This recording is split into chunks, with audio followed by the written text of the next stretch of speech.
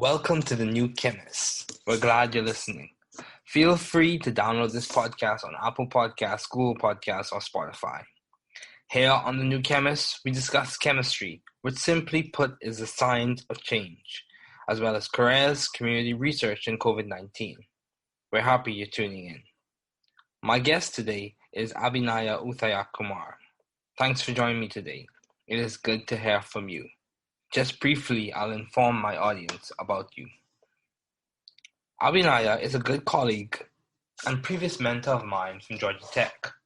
She currently works as a process development engineer at Abbott Heart Failure. She graduated with a bachelor's in biomedical engineering from Georgia Tech and is currently pursuing a master's in engineering management at Duke University. She was active on Georgia Tech's campus through numerous initiatives such as BME Health Reach, BME Learning Commons Leadership Team, the Pioneer, India Club at Georgia Tech, and the President's Council Governing Board. She is a dedicated engineer who is on a path to making a positive difference in the world. Please welcome Abhinaya.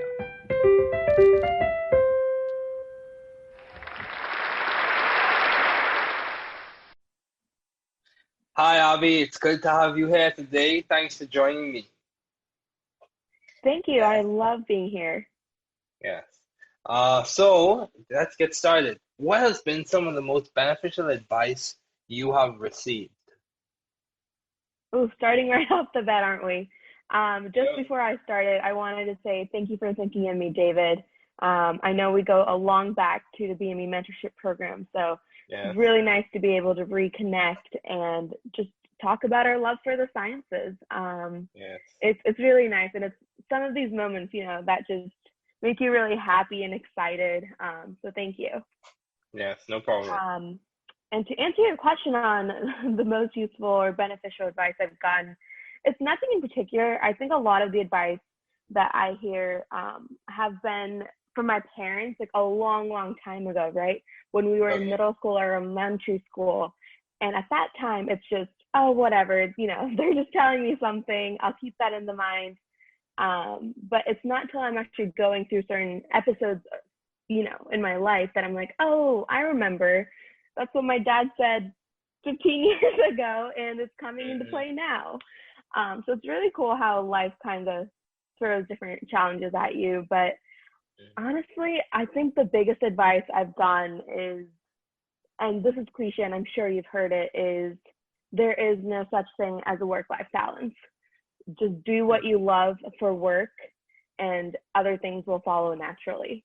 And that's something I've really taken into heart from the first day I started working. I wanted to make sure it's a job that I felt comfortable with, I felt challenged with, and that most importantly, that I'm passionate about.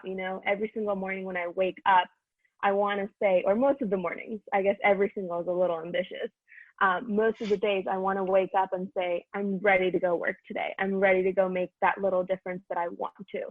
And I think that's been one of the most beneficial advices I've done, and not to really go for huge job titles or go for the job that pays the most.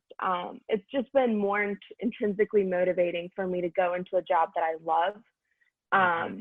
So I would say if I were to sum up the many advices that I've gotten, that's one that I can just immediately think of right now. Yeah, that's good. Yeah, do what you love, because I've heard the expression, if you do what you love, then you'll enjoy it, and it wouldn't be as arduous or onerous or very difficult to do because you love it. So yeah, I completely agree with that. So exactly, yep, and you'll be more willing to put in all your efforts into that job, right? It's not like you're wasting time, and whatever you're investing your time in, you want to make sure that it's worthwhile. I agree. I completely agree. And I think that a part of that, and I think it's an ongoing debate. I think discovering what you're really interested in and your passions, that can change depending on your circumstances, or it can change depending on the stage of life that you're in. However, one of the things I realize is it requires a lot of self-awareness. You have to be aware of what you self-awareness, introspection, self-discovery, a lot of those things.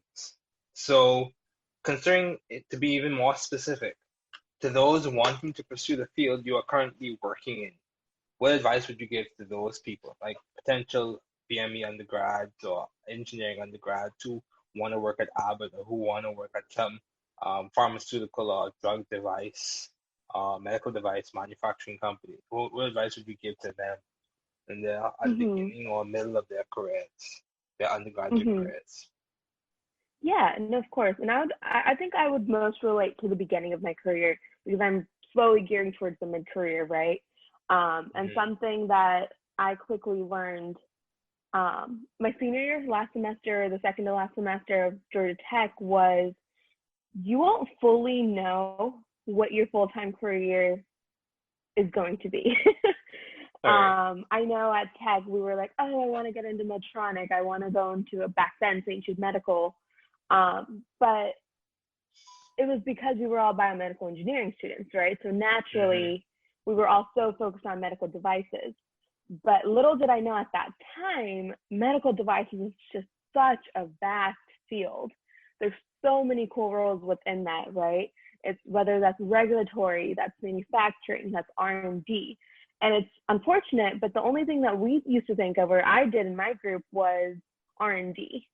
Okay. So I guess my advice is really try your best to seek out and learn about all the different functions of a medical device company if that's your long-term goal. Okay. And that could be in a corporate setting, a startup setting.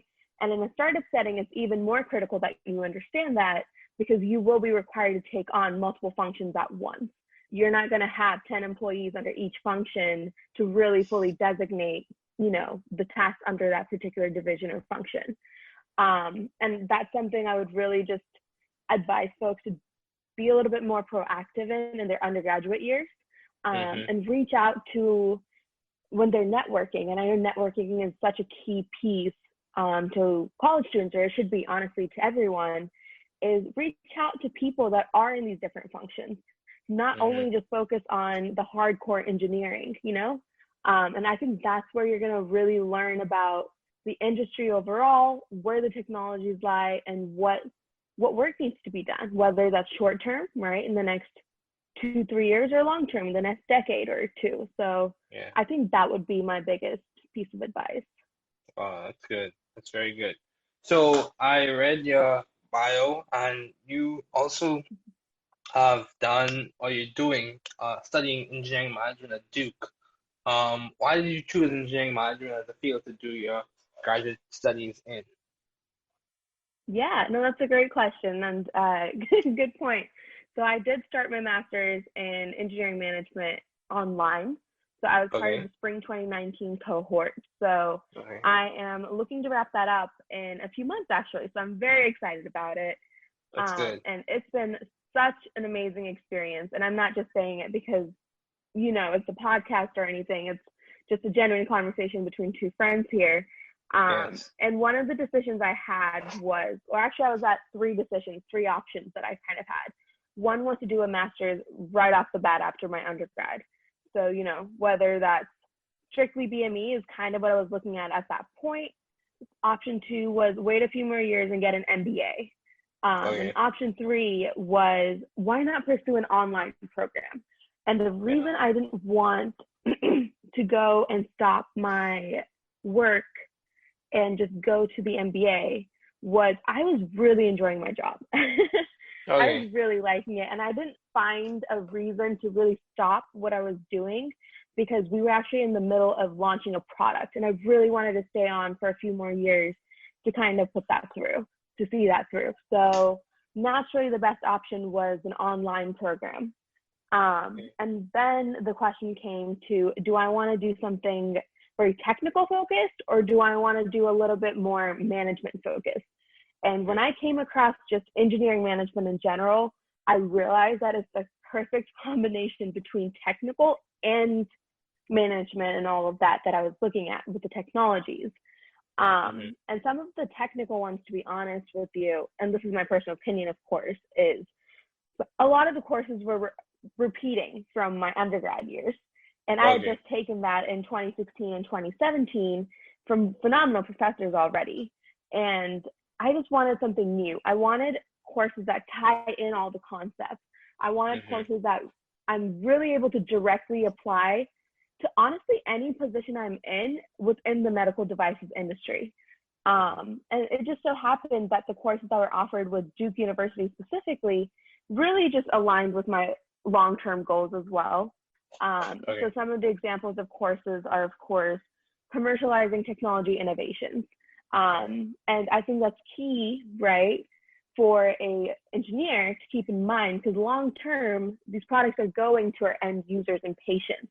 So you want to start thinking about that 5 years behind regulatory submissions, marketing, all of that. So certain aspects, I think, just really align, again, going back to that word, with my full-time career. So yeah, no, it was just the best offer, best option I had, and I don't regret it at all. It's just been amazing to really collaborate with the cohort as well. They're all from diverse backgrounds, and that's, I think, the key for any MBA or any MEM degree that you're getting. Okay. Oh, that's good. That's very good. So, in your field and in your work, how have you maintained vision and teamwork in your environment? I think it's natural, right? It has to happen. Okay. Yeah, that's true. That's true. It's something, and think about it, ever since kindergarten or even preschool, right? Teamwork is key. Sharing is caring is what they used to tell us in preschool, right? So I think our vision, and I'm combining vision and teamwork here, started very early on. And it's up to us on how we want to collaborate effectively, how we're going to transparently communicate with one another. And all of these aspects, I think, were definitely bolstered in our undergrad years, right? Our BME program was perfect for that. I think they did an excellent job of throwing in classes in the mix that forced you to work in groups, right? You aren't going to agree with your team members all the time, but if you're going to have weekly deliverables, you have to. You have to come to a consensus. You have to find a meeting time that works for you despite, Greek activity or whatever extracurriculars you have going on. So I think Georgia Tech did a good job of setting that foundation for me. And they weren't kidding. It's all about teamwork and full-time career, at least at Abbott where I work. And it's fun. I don't know if it's my personality or what, but it fuels me. I love working in teams. I love being able to listen to others and hear their thoughts about the same problem that we're having, and driving down to a root cause of whatever issue that we're facing, whether that's on the manufacturing line or whether that's us developing a new product and we foresee an issue that's coming. So it really fuels me, and I love it. And of course there are challenges with it, but I think we grow with that and we become a better version of ourselves. And that is the vision, if I want to tie in that other word you threw out, that I have for teamwork in general as well. Okay. To serve as a catalyst for development, personal development, and team development, and character development. Yeah, I agree with that completely. Challenges can serve as catalysts. I think by many standards, people can say you've been successful as a student in the field. So how would you attribute your success thus far? I'm laughing. Yeah, no, it's a great question. I'm laughing because success is such a subjective word. Yes. And if you had asked me this question, I kid you not, David, 5 years ago, assuming I was, that version of success, it would have been what?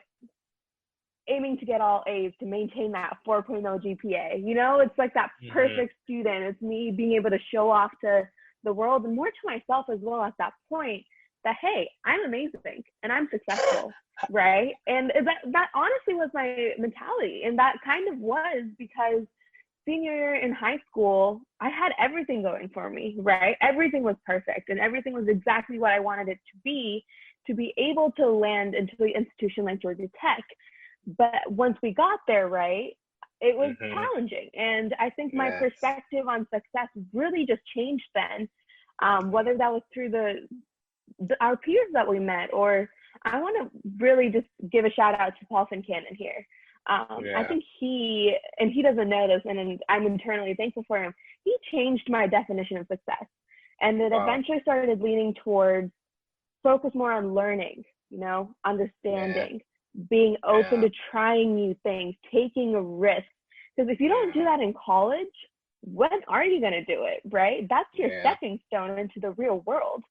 And that was as opposed to, me studying all the time. And naturally, in her BME department, I don't know if you're able to relate to this, was competing with your peers to beat that competitive curve, right? And our institution is well known for that. Or maybe that was just me, but I really felt that pressure when I started there. And it's not necessarily a bad thing, but for me, it really just did not work. So to answer your question, what I consider successful and what I discovered as real success was just pure mental happiness. And in college, it was also the desire to really participate in those extracurriculars that helps me apply the learnings from my courses, and of course, life in general, because it's your first time being independent. You're making new awesome friends, and maybe they're not so awesome. You have lessons learned from that as well. Whatever it is, I think that, to me, kind of is that bundle of success. And I guess, just a quick example would be the BME Learning Commons. And I mean, that's how we met, right? Where I effectively managed and launched a mentorship program in my sophomore year. And I think about it now and I'm like, that's such a huge responsibility to put on a 19-year-old girl. But things like that, I think that when I look back, I'm like, that defines my success, because I learned so much from it, not necessarily getting that A in that one class. It's the lessons that you take now and how you're able to apply it now. So I don't know if I answered your question there, but I think that's how I would define my success. That's good. I completely agree with that, because I've heard the quote, success is measured not merely by the harvest you reap, but also by the seed that you plant. So that the relationships that come about from your actions and choices that you make, and success can also be defined as doing the best you can at the stage of life that you're in. Progressing from one stage and moving forward, because I agree, success is relative to certain. There are some absolute standards in certain situations with specific people. However,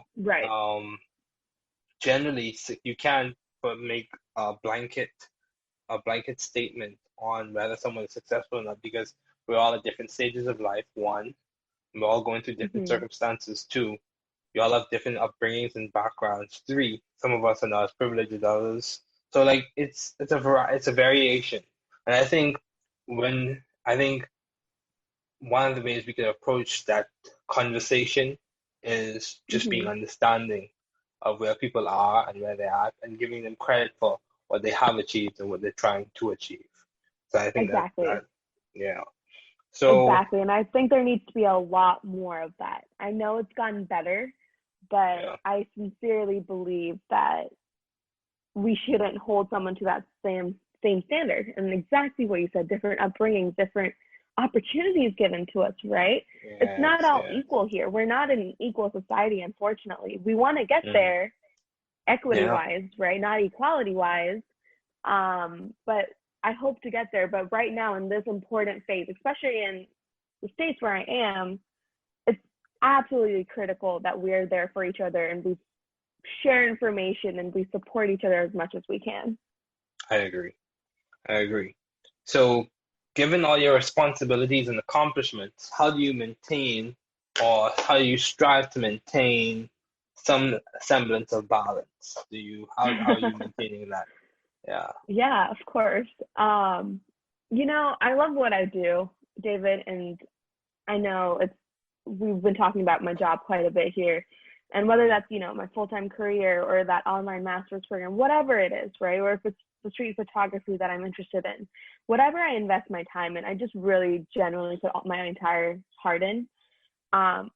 Are some of the days just focused on work, and the lack of, the so-called balance? Absolutely. But some days are just naturally like that, and I'm okay with that.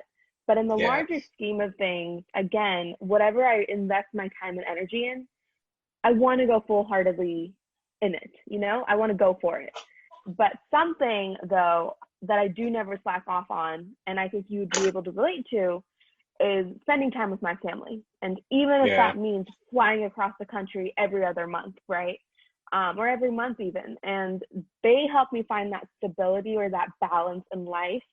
And for Mm-hmm. that, no doubt, I'll be forever blessed and grateful. And that's the lesson that I want to pass on, eventually to my kids and kids' kids and all of that. And it's fun, right? We get to eat meals together, watch TV, discuss about our highs and lows, and just, of course, mom's food. Nothing can beat Yes. that. So it's Yes, I agree. something that, and something that we've been exploring more as a family in recent times has been meditation as well. So this last, few months that I was there in Georgia, it's no matter how busy our days have been working from home and all of that, we just make sure we fit in family mindfulness sessions. And it's just been amazing. It's helped us so much mentally. And I think activities like that and being able to share my stories with my personal family, of course, I have my Mm-hmm. work family as well, it just really helps me maintain a balanced and happy life. I want to add the word happy in there because that's something that I'm really striving for, being Yeah. happy at present and not necessarily Mm-hmm. saying, if I get that, I'll be happy. No, I'm Mm. happy right now and I want to be happy right now. So I That's think true. that's what I'm kind of going for. Now, that is true. That you hit on a powerful point because you know, several things I could say on that. One, happiness many times is a decision that you have to make, and hmm you have to choose to be happy, in spite or despite or even in the circumstances. You have to choose to be happy, and yeah, I agree with that. And also, yes, family does help to keep you balanced and keep you centered. And even for me, based on my background, reflection and meditation plays a big role in keeping you mentally healthy and emotionally healthy. hmm So we discussed your role in the mentorship program. Would you say that was one of your most impactful and effective ideas to date? So I can't take the credit for that. I do want to definitely thank Dr. Ledoux for Yes, believing in a group of students, right? yes, Um, I at that point, yes, David, it was one of those crazy ideas that Professor Ledoux had, and it was so nice to just be able to connect students, right? hmm Undergrads to yes, grads, and we called it a vertical mentorship program. And I still remember my pitch to this date. I remember us calling it a vertical mentorship with undergrads being connected to, sorry, what am I saying? Freshmen and sophomores being connected to the juniors and seniors, who are then yes, connected to graduate students, who are then connected to alumni or professors. It's just so great to see how much we were able to kind of bring a close-knit family to the biomedical engineering department. hmm But I think generally speaking, in a larger scheme of things, the biggest personal impactful decision I made was switch to manufacturing engineering from okay, the rotational program that was focused more on regulatory. And being an engineer, David, with regulatory knowledge is immensely powerful. Like, it's okay, allowed me to provide so much insight into our next gen design transfer, process development, and going through that process. And again, working through and closely with so many functions really allows you to collaboratively brainstorm cost saving or lean manufacturing ideas, but that still produce high quality and long-term affordable medical devices around the world. And that aligns perfectly, at that point and this point with my long-term goal. I really want to be able to provide affordable medical devices globally. So it's hard to okay, say how impactful it is, right? But hmm to me, the journey I'm taking has been so rewarding and very effective. okay, And solutions and situations and discussions like this, they get me inspired to continue to look for these solutions and see how I can be even more impactful to, first, directly the community surrounding me, right? The people that are hmm around me. And then yes, secondly, globally, because eventually it's such a small world that I don't hmm want to just stop after the first step. I want to make sure I, take it to the next level and make sure, folks in India, and I'm saying India because I'm Indian, get the same access to those medical devices that I have access to here in the States. Yes, that's true. That's very true. So, how have you sought or found the right environment for you to thrive scientifically and intellectually? How did you find the right environment for you to do that? Right, and that's actually a really perfect segue into what we discussed. And Yes. quite honestly, for me, I got lucky, David. And I know I keep on going back to my career, but that has been what I've been really focusing on the last 3 years, ever since I graduated from Georgia Tech, right? And a huge piece to finding that right environment is your direct manager, is your boss.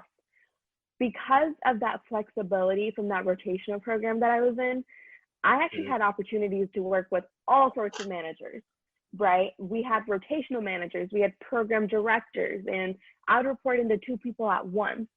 And that, I think, really helped me understand the right environment that I thrive in intellectually. Each of us performs optimally through the right leadership.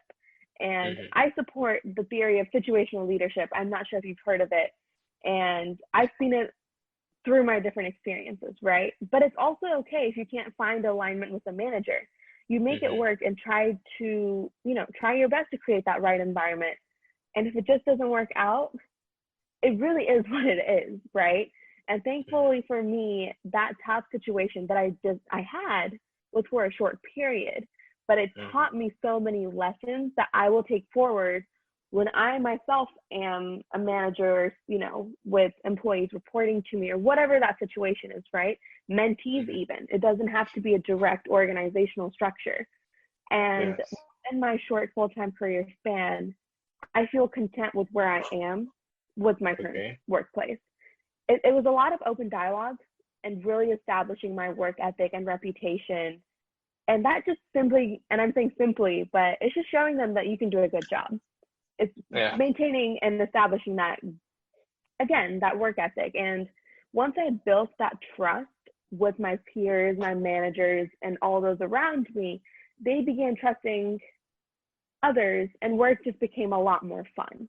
So I was given more flexibility in how I get the deliverables done and mix that with, the med device development. And honestly, that is all I need to be happy, to be challenged, and thrive.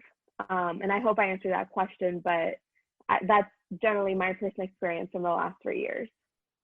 That's good. That's good. So, how, given all of your responsibilities, and I'm sure you've encountered challenges, how do you maintain view of the bigger picture in your career and in your life in general? How are you maintaining view of the bigger picture? How do you stay optimistic? Given the pandemic, given all of these things transpiring, how do you stay optimistic? How do I stay optimistic?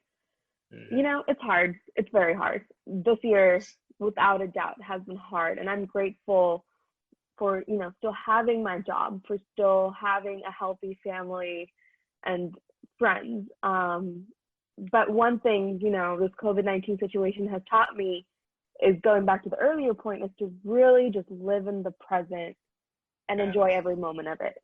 And I think that naturally fuels my optimism. But I am someone in the back of my mind that knows generally what I want to do with my life. I don't want to split, again, my career and life into 2 buckets. And of course, I cherish the memories with my friends and family, but I also just want a career that I genuinely enjoy and don't look at it as just mere work or income. And I think that passion, David, helps maintain that bigger picture. But long story short, bigger picture, again, I'll be my own definition of successful, and that's evolving, right? Whatever it is today may not be the same 10 years down the road, but right now, it's being happy and bettering life for those around me. And I think that openness reduces any anxiety that I used to have when I was just constantly pushing myself to think about my next step. So I think that, to recap the question and my response to it, is what fuels my optimism and keeps me going. Okay, wow, that's very good. Yeah, I completely agree. So, Abhinaya, it was good to have you on. Thanks for joining me today. I'm wishing you all the best in your career and in your next step forward. Thank you, David. And it's a